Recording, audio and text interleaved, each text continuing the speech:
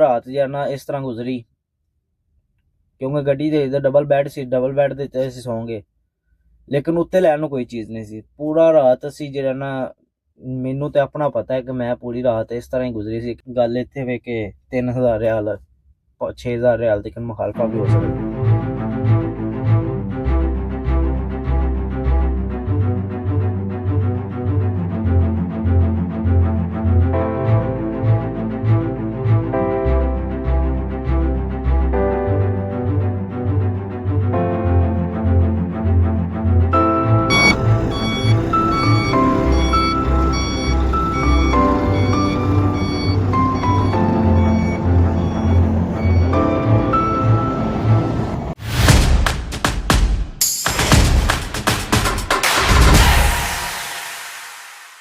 अस्सलामुअलैकुम रहमतुल्लाहि वबरकातुहू। उम्मीद करना सारे वीर भरा ठीक होंगे। अज की वीडियो बनावांगे पंजाबी दे विच ताकि मैनू पता लग सके कि उर्दू सही गल कीती जांदी है पंजाबी पंजाबी, क्योंकि साडी एक माँ बोली है, ठीक है। तो दूसरे नंबर ते उर्दू जिहड़ी है वो साडी कौमी जबान है।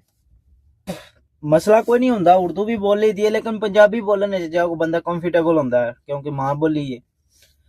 ते जिवें कि तुसीं जानदे हो, मैं तुहाडा वीर अपना Shazar Ramzan, welcome back to my channel one life with शाज़र।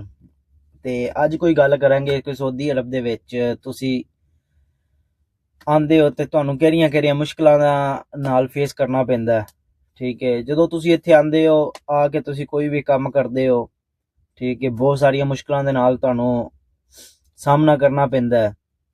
जिद्दां कि कुछ खाने दे मामलात हो जांदे ने, कोई रहाइश दे मामलात हो जांदे ने, ते इस तरह करके बहुत सारियां चीज़ां होंदियां ने। मैं अपना experience as a truck driver जो मेरे नाल कुछ बीतियां ने पिछले 1 साल दे विच, कुछ जरियां ने मैं तुहानूं दसना वा। जिवें कि जदों मैं पाकिस्तान में नवां आया, पहले 15 दिन गुजरे, आई थिंक 15 दिन भी शायद पूरे नहीं सन गुजरे, ते साडा एक गुजर होया, क्योंकि साडे ट्राले ने नो एंट्री का टाइम होंदा है, ठीक है, एक टाइम टेबल सैट कीता होंदा है। फिर उस तो बाद दो चीज़ां होंदियां ने, एक होंदा है गैर निज़ामी लोड, एक होंदा निज़ामी लोड। निज़ामी लोड होंदा है कि जिहड़ा सत्थे दे उत्ते पूरा आंदा, 5 मीटर दी इंदी हाइट होंदी है, 5 मीटर तो उत्ते असीं लोड नहीं कर सकते, ते पूरा सत्थे दे विच बराबर आंदा, जिवें एज आ कि इंज समझ लो कि एक कंटेनर, ठीक है, कंटेनर की शेप का असीं लोड करना होवे। उस तो इलावा एक होंदा गैर निज़ामी लोड। गैर निज़ामी लोड वो होंदा है जिंदे विच असीं सत्थे तो बाहर लोड करने आ, जिंदे जिवें कि गुरफा होंदा है कि एक फिजिकल घर बनाया जांदा, मसलन इंज समझो कि उन्होंने जिथे मर्जी असीं रख सकने आ, ठीक है। विच रूम होंदे ने, जिहड़ा ना वो अपने हिसाब दे नाल मैनेज कीता जांदा, रूम, किचन, वाशरूम, ठीक है, हर चीज़ विच बनाई जांदी है, ठीक है। उन्होंने कंस्ट्रक्शन साइड ते इस्तेमाल करने वास्ते, या रेतां दे विच जिथे लोग अपने आप नूं मसलन लैके जांदे ने, गड्डियां दे थ्रू जांदे ने उत्थे अपना इंजॉय करन वास्ते, उन्हां जगह दे उत्ते इस्तेमाल कीता जांदा है, ठीक है। ते दूसरे नंबर ते असीं ओह गैर निज़ामी जो लोड करने, उहदे वास्ते 2 तरीके होंदे ने। एक तरीका होंदा है कि असीं परमिशन लईए, दूसरा तरीका होंदा है कि बगैर परमिशन तो, क्योंकि किराए घट होंदे ने, क्योंकि इत्थे दे जेह्ड़े लोग ये चीज़ां बनांदे ना, मैनू नहीं पता है कि बैक फॉरवर्ड कौन इन्हां नूं चला रहा होंदा, लेकिन फस्ट ऑफ ऑल जेह्ड़े होंदे ने वो मसरी ज़्यादातर होंदे ने, ठीक है, जेह्ड़े अग्गल हत्थ होके कम्म करदे ने, गुरफे वगैरह बनांदे ने, अग्गे सेल करदे ने, गड्डियां मैनेज करदे ने, सारा कुछ ना। ते ओह भी इस चीज़ नूं वेखदे ने, अगर परमिशन ली जावे ते उहदे वास्ते पैसे पे करने पैंदे ने, ठीक है। उहनूं बोलदे ने तसरीह, ते तसरीह बने ते फिर उस हिसाब नाल उहनां नूं पैसे पे करने पैंदे ने, क्योंकि तसरीह उहनां दे खाते च हुंदी है, क्योंकि गैर निज़ामी लोड है। ते अगर वो तसरीह तो बगैर लैके जाइए तो फिर असीं रास्ते ना थोड़ा जिहा बदला के ना तफ्तीश वगैरह, जिथे मसलन जिवें असीं पुलिस चैक पॉइंट होंदे ने, उहनां नूं बुला के जाना हुंदा है, ताकि साडी जेहड़ियां ना ईजीली अगले घर का भी बचाव हो जाए ते साडा भी हो जाए। उन्हें तसरीह का मुखालफा देना थोड़ा बकाया जरा ना गैर निज़ामी लोड का मुखालफा दे दें, तुसीं लोड क्यों कीता, ठीक है, इस तरह करके ना। ते उन्हां नूं भी पता हुंदा कि इन्हां इत्थे कम्म करना ही करना, या ये साडी जरूरत है, ये जाने ही जाने ने, ते बहुत घट रोकदे, बहुत घट ने। अगर डक लैन तो फिर भाई गल इत्थे वे कि 3000 रियाल 6000 रियाल तक मुखालफा भी हो सकदा। ਇੱਕ ਗੱਲ ਇਹਦੇ ਹੋ ਗਈ। ਦੂਸਰੀ ਗੱਲ ਇਹ ਕਿ ਗੈਰ ਨਿਜ਼ਾਮੀ ਲੋਡ ਕਰਨਾ ਕੀਤਾ ਸੀ, ਗੁਰਫਾ ਲੋਡ ਕਰਕੇ ਤੇ ਆਪਾਂ ਜਾਣਾ ਤਫਤੀਸ਼ ਬੁਲਾਉਣੀ ਸੀ। ਤਫਤੀਸ਼ ਬੁਲਾਉਣ ਵਾਸਤੇ ਨਾ ਥੋੜਾ ਜਿਹਾ ਰੇਤਾਂ ਦੇ ਵਿੱਚੋਂ ਰਸਤਾ ਸੀ, ਜ਼ਿਆਦਾਤਰ ਗੱਡੀਆਂ ਗੁਜ਼ਰਦੀਆਂ ਸਨ। ਉੱਥੇ ਸਨ ਦੋ ਰਸਤੇ, ਵਿੱਚ ਦਰਮਿਆਨ ਵਿੱਚ ਹਾਈ ਵੋਲਟੇਜ ਦਾ ਇੱਕ ਕਨੈਕਸ਼ਨ ਗੁਜ਼ਰ ਰਿਹਾ ਸੀ ਟਾਵਰ ਦਾ, ਤੇ ਦੋਨਾਂ ਸਾਈਡਾਂ ਦਾ ਰਸਤਾ ਸੀ। ਤੇ ਜਿਹੜਾ ਫਸਟ ਰਸਤੇ ਦੇ ਵਿੱਚ ਅਸੀਂ ਜਾਣਾ ਹੈ, ਠੀਕ ਹੈ, ਉਹ ਰਾਹ ਦੇ ਵਿੱਚੋਂ ਲੰਘ ਕੇ ਤੇ ਅੱਗੋਂ ਥੋੜਾ ਜਿਹਾ ਸਫ਼ਰ ਕਰਨ ਤੋਂ ਬਾਅਦ ਅਸੀਂ ਨਾ ਟਾਵਰ ਦੀ ਦੂਸਰੀ ਸਾਈਡ ਤੇ ਜਾਣਾ ਸੀ, ਜਿਹੜਾ ਹਾਈ ਵੋਲਟੇਜ ਹੈ ਨਾ। ਤੇ ਮੇਰਾ ਕਿਉਂਕਿ ਅੰਦਾਜ਼ਾ ਨਹੀਂ ਸੀ, ਮੈਂ ਤੇ ਇੱਕ ਦਿਨ ਸ਼ਾਇਦ ਉਸ ਤੋਂ ਪਹਿਲਾਂ ਗੁਜ਼ਰਿਆ ਸੀ ਉੱਥੇ, ਤੇ ਮੇਰੇ ਨਾਲ ਜਿਹੜੇ ਨੇ ਮੇਰੇ ਮਾਮੂ ਸਨ, ਤੇ ਅਸੀਂ ਉੱਥੋਂ ਗੁਜ਼ਰੇ। ਤੇ ਜਦੋਂ ਅਸੀਂ ਉੱਥੋਂ ਗੁਜ਼ਰੇ ਨਾ, ਤੇ ਮੈਂ ਕਿਹਾ ਕਿ ਅਸੀਂ ਇਸ ਸਾਈਡ ਤੇ ਜਾਣਾ। ਮਾਮੂ ਕਹਿੰਦੇ ਨੇ ਸਾਹਮਣੇ ਨਾ ਸ਼ੈਵਲ ਦੇ ਟਾਇਰ ਲੱਗੇ ਹੋਏ ਨੇ, ਤੇ ਗੁਜ਼ਰ ਜਾਂਦੇ ਆ ਉੱਥੋਂ।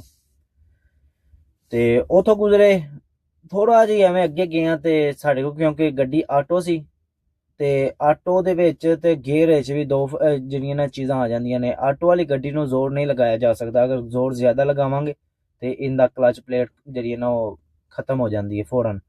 ਤੇ ਅਗਰ ਜਿਹੜੀ ਗੇਅਰ ਵਾਲੀ ਗੱਡੀ ਹੋ, ਉਹਨੂੰ ਅਸੀਂ ਥੋੜਾ ਜਿਹਾ ਧੱਕਾ ਤੋਂ ਜਾਣਾ ਜ਼ੋਰ ਵਗੈਰਾ ਲਗਾ ਕੇ ਜਾਂ ਅੱਗੇ ਪਿੱਛੇ ਕਰਕੇ ਤੇ ਅਸੀਂ ਕੱਢ ਸਕਨੇ ਹਾਂ ਗੱਡੀ, ਠੀਕ ਹੈ।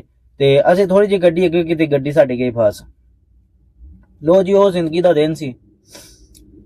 ਰੇਤਾਂ ਦੇ ਵਿੱਚ ਗੱਡੀ ਫਸ ਗਈ ਹੈ, ਨਾ ਖਾਣ ਨੂੰ ਕੋਈ ਚੀਜ਼ ਹੈ, ਨਾ ਉੱਤੇ ਲੈਣ ਨੂੰ ਕੋਈ ਚੀਜ਼ ਹੈ। ਦਸੰਬਰ ਦਾ ਦਿਨ ਸੀ, ਤੇ ਪੂਰਾ ਰਾਤ ਜਾਣਾ ਇਸ ਤਰ੍ਹਾਂ ਗੁਜ਼ਰੀ, ਕਿਉਂਕਿ ਗੱਡੀ ਦੇ ਡਬਲ ਬੈੱਡ ਸੀ, ਡਬਲ ਬੈੱਡ ਦੇ ਉੱਤੇ ਅਸੀਂ ਸੌਂਗੇ, ਲੇਕਿਨ ਉੱਤੇ ਲੈਣ ਨੂੰ ਕੋਈ ਚੀਜ਼ ਨਹੀਂ ਸੀ। ਪੂਰਾ ਰਾਤ ਅਸੀਂ ਜਿਹੜਾ ਨਾ, ਮੈਨੂੰ ਤੇ ਆਪਣਾ ਪਤਾ ਹੈ ਕਿ ਮੈਂ ਪੂਰੀ ਰਾਤ ਇਸ ਤਰ੍ਹਾਂ ਹੀ ਗੁਜ਼ਰੀ ਸੀ ਕਿ 5 ਮਿੰਟ 10 ਮਿੰਟ ਤੋਂ ਬਾਅਦ ਅੱਖ ਖੁੱਲ ਜਾਂਦੀ ਸੀ, ਤੇ ਇੰਝ ਮਹਿਸੂਸ ਹੁੰਦਾ ਸੀ ਕਿ ਦਿਨ ਚੜ ਗਿਆ। ਇਸੇ ਤਰ੍ਹਾਂ ਹੀ ਭਾਈ ਉਹ ਜ਼ਿੰਦਗੀ ਦਾ ਉਹ ਦਿਨ ਮੁਸ਼ਕਲ ਨਾਲ ਵੇਖਿਆ, ਠੀਕ ਹੈ। ਖਾਣ ਨੂੰ ਵੀ ਕੋਈ ਚੀਜ਼ ਨਹੀਂ, ਕਿਉਂਕਿ ਦੁਪਹਿਰ ਦਾ ਖਾਣਾ ਖਾਧਾ, ਇਸ਼ਾ ਹੋ ਗਈ, ਇਸ਼ਾ ਤੋਂ ਬਾਅਦ ਸੁਬਾਹ ਹੋ ਗਈ। ਉੱਥੇ ਫਿਰ ਮੋਬਾਈਲ ਦੇ ਸਿਗਨਲ ਨਹੀਂ ਸਨ, ਕਿਸੇ ਨੂੰ ਕਾਲ ਨਹੀਂ ਸੀ ਕਰ ਸਕਦੇ ਉੱਥੇ ਕੋਈ, ਕਿਉਂਕਿ ਅਸੀਂ ਗਲਤ ਰਸਤੇ ਚਲੇ ਗਏ ਸੀ, ਤੇ ਉੱਥੇ ਕੋਈ ਵੀ ਚੀਜ਼ ਸਾਨੂੰ ਬਾਹਰ ਕੱਢਣ ਵਾਲੀ ਨਹੀਂ ਸੀ। ਫਿਰ ਉੱਥੋਂ ਤਕਰੀਬਨ 2 ਤੋਂ 3 ਕਿਲੋਮੀਟਰ ਪਿੱਛੇ ਆਏ, ਪਹਾੜੀ ਦੇ ਉੱਤੇ ਚੜੇ, ਉੱਥੇ ਕਾਲ ਕੀਤੀ। ਫਿਰ ਸੁਬਾਹ ਗੱਡੀ ਤਕਰੀਬਨ 11-12 ਵਜੇ ਗੱਡੀ ਆਈ। ਫਿਰ ਅਸੀਂ ਉਹਨੂੰ ਜੁਆਇਨ ਕੀਤਾ, ਜੁਆਇਨ ਕਰਕੇ ਅਸੀਂ ਗੱਡੀ ਨੂੰ ਬਾਹਰ ਕੱਢਿਆ। ਬਾਹਰ ਕੱਢ ਕੇ ਤੇ ਅਸੀਂ ਆਪਣਾ ਜਿਹੜਾ ਨਾ ਲੈ ਕੇ ਆਏ ਗੱਡੀ, ਠੀਕ ਹੈ।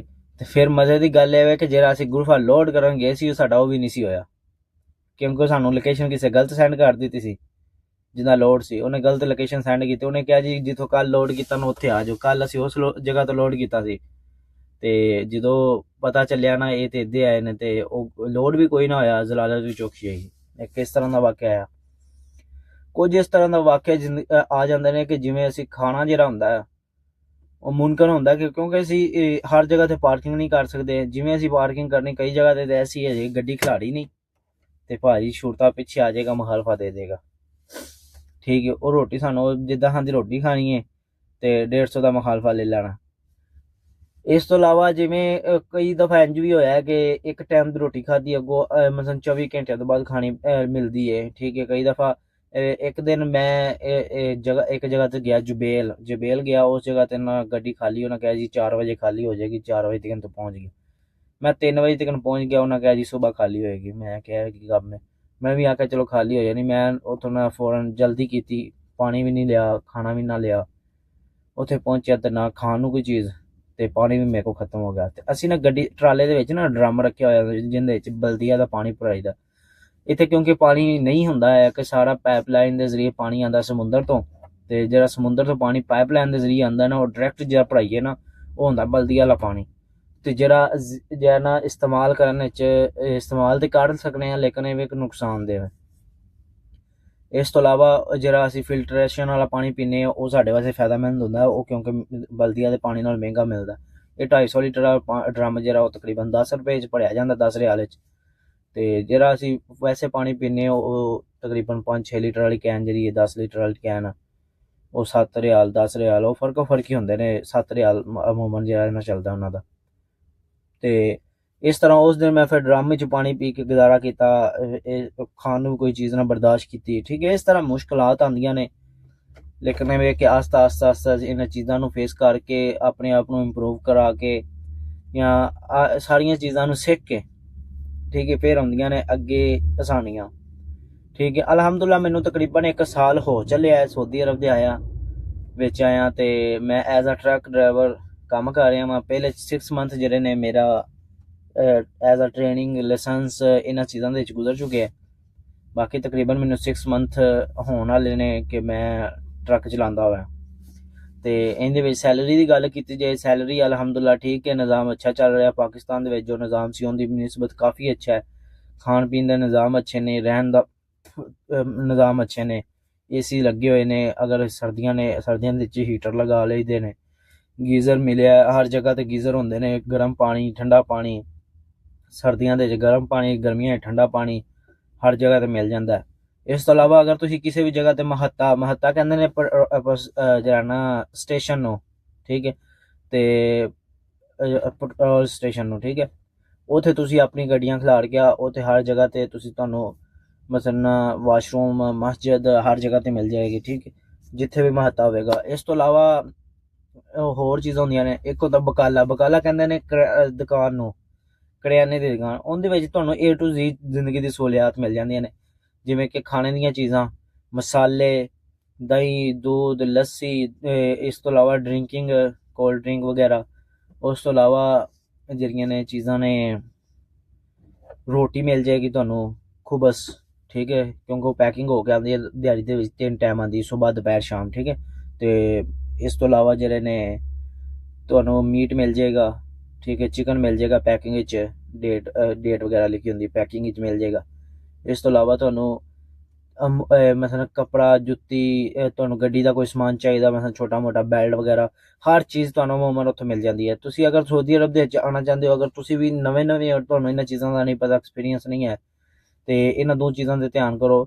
ਬਕਾਲੇ ਤੋਂ ਹਰ ਚੀਜ਼ ਮਿਲ ਜਾਂਦੀ ਹੈ। ਅਗਰ ਤੁਹਾਨੂੰ ਮਸਲਨ ਹਰ ਜਗ੍ਹਾ 'ਤੇ ਤੁਸੀਂ ਆਪਣਾ ਨਹੀਂ ਰੋਕ ਸਕਦੇ, ਠੀਕ ਹੈ, ਤੇ ਤੁਸੀਂ ਜ਼ਿਆਦਾਤਰ ਕੋਸ਼ਿਸ਼ ਕਰੋ ਮਹੱਤਿਆਂ ਦਾ ਰੁਕਣ ਦੀ ਉੱਥੇ, ਕਿਉਂਕਿ ਹਰ ਚੀਜ਼ ਦੀ ਸਹੂਲਤ ਮੌਜੂਦ ਹੈ।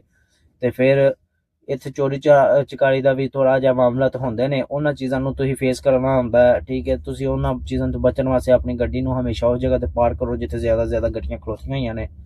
ਅਗਰ ਤੁਹਾਡੀ ਗੱਡੀ ਅੰਦਰ ਤੋਂ ਲਾਕ ਹੁੰਦੀ ਹੈ ਤੇ ਫਿਰ ਤਾਂ ਠੀਕ ਹੈ, ਅਗਰ ਨਹੀਂ ਹੁੰਦੀ, ਇਹਦੇ ਅੰਦਰ ਬੈਲਟ ਲਗਾ ਕੇ ਤੁਸੀਂ ਆਪਣਾ ਅੰਦਰ ਮਜ਼ਬੂਤ ਕਰੋ, ਤਾਂ ਕਿ ਗੱਡੀ ਦਾ ਕੋਈ ਨੁਕਸਾਨ ਮਾੜਾ ਮੋਟਾ ਹੋ ਜੇ ਉਹ ਬਈ ਭਰਿਆ ਜਾ ਸਕਦਾ। ਅਗਰ ਤੁਹਾਡਾ ਨੁਕਸਾਨ ਹੋ ਜਾਏ ਤਾਂ ਉਹ ਜ਼ਿੰਦਗੀ ਭਰ ਨਹੀਂ ਭਰਿਆ ਜਾ ਸਕਦਾ, ਠੀਕ ਹੈ। ਇਸ ਤੋਂ ਆਪਣੀ ਜ਼ਿੰਦਗੀ ਨੂੰ ਮਹਿਫੂਜ਼ ਬਣਾਓ, ਆਪਣੇ ਆਪ ਨੂੰ ਮਹਿਫੂਜ਼ ਬਣਾਓ, ਠੀਕ ਹੈ, ਤੇ ਮਿਹਨਤ ਕਰੋ। ਲੇਕਿਨ ਕੋਈ ਵੀ ਐਸਾ ਕੰਮ ਨਾ ਕਰੋ ਜਿੰਦੀ ਵਜ੍ਹਾ ਤੋਂ ਤੁਹਾਨੂੰ ਸ਼ਰਮਿੰਦਗੀ ਹੋਵੇ, ਤੁਹਾਡੇ ਮਾਪਿਆਂ ਨੂੰ ਸ਼ਰਮਿੰਦਗੀ ਹੋਵੇ, ਤੇ ਜਾਂ ਉਹਨਾਂ ਲੋਕਾਂ ਨੂੰ ਸ਼ਰਮਿੰਦਗੀ ਹੋਵੇ ਜਿਨ੍ਹਾਂ ਤੁਹਾਨੂੰ ਇੱਥੇ ਬੁਲਾਇਆ, ਠੀਕ ਹੈ। ਮੈਂ ਗੱਲ ਕਰਾਂਗਾ, ਮੈਨੂੰ ਸਾਊਦੀ ਅਰਬ ਦੇ ਵਿੱਚ ਆਇਆ, ਮੈਨੂੰ ਮੇਰੇ ਮਸਲਨ ਮਾਮੂ ਹੋਰਾਂ ਨੇ ਇੱਥੇ ਬੁਲਾਇਆ, ਠੀਕ ਹੈ, ਤੇ ਉਹਨਾਂ ਨੇ ਮਸਲਨ ਮੇਰੇ ਉੱਤੇ ਆਪਣਾ ਇਨਵੈਸਟਮੈਂਟ ਕੀਤੀ ਜਾਂ ਮੇਰਾ ਉਹਨਾਂ ਜਰੀਏ ਨਾਲ ਹੈਲਪ ਕੀਤੀ, ਤੇ ਮੈਂ ਇਸ ਜਗ੍ਹਾ ਤੇ ਪਹੁੰਚਿਆ। ਅੱਜ ਮੈਨੂੰ ਉਹਨਾਂ ਜਲਦੀ ਤੋਂ ਜਲਦੀ ਜਾਚ ਸਿਖਾਈ, ਮੈਂ ਟਰੱਕ ਚਲਾਇਆ, ਠੀਕ ਹੈ। ਏਜ ਮੇਰੀ ਤਕਰੀਬਨ 6 ਮੰਥ ਜਿਹੜੀ ਸੀ ਨਾ ਘੱਟ ਸੀ, ਉਹਦੇ ਵਿੱਚੋਂ 21 ਸਾਲ ਵਿੱਚੋਂ ਜਦੋਂ ਮੈਂ ਇੱਥੇ ਆਇਆ ਸੀ, ਹੁਣ ਮੈਂ 21.5 ਸਾਲ ਦਾ ਹੋਇਆ ਵਾਂ, ਠੀਕ ਹੈ। ਤੇ ਇਸੇ ਤਰ੍ਹਾਂ ਸਾਰੀਆਂ ਉਹਨਾਂ ਚੀਜ਼ਾਂ ਨੂੰ ਮੇਰੇ ਵਾਸਤੇ ਉਹਨਾਂ ਸਹੂਲਤਾਂ ਬਣਾਈਆਂ, ਸਹੂਲਤਾਂ ਮੁਹੱਈਆ ਕੀਤੀਆਂ ਮੈਨੂੰ। ਤੇ ਅੱਜ ਮੈਂ ਅਗਰ ਥੋੜ੍ਹਾ ਜਿਹਾ ਕਮਾਉਣ ਲੱਗ ਗਿਆ ਜਾਂ ਥੋੜ੍ਹਾ ਜਿਹਾ ਮੈਂ ਅੱਗੇ ਆਪਣੇ ਆਪ ਨੂੰ ਸਮਝਦਾ ਵਾਂ ਕਿ ਮੈਂ ਹੁਣ ਡਰਾਈਵਰ ਬਣ ਗਿਆ ਜਾਂ ਮੇਰਾ ਰਸਤਾ ਮੈਨੂੰ ਸਮਝ ਆ ਗਿਆ, ਤੇ ਮੈਂ ਉਹਨਾਂ ਨੂੰ ਛੱਡ ਕੇ ਨਹੀਂ ਜਾ ਸਕਦਾ। ਵਜ੍ਹਾ ਸਿਰਫ ਇਹੀ ਹੈ ਕਿ ਉਹਨਾਂ ਉਸ ਟਾਈਮ ਵਿੱਚ ਮੈਨੂੰ ਸਪੋਰਟ ਕੀਤਾ। ਜਦੋਂ ਮੈਂ ਪਾਕਿਸਤਾਨ ਦੇ ਵਿੱਚ ਸੀ ਤਾਂ ਮੈਨੂੰ ਕਿਸੇ ਬੰਦੇ ਨੇ ਸਪੋਰਟ ਨਹੀਂ ਸੀ ਕੀਤਾ, ਜਾਂ ਮੈਨੂੰ ਇੱਥੇ ਲੈ ਕੇ ਨਹੀਂ ਆਏ।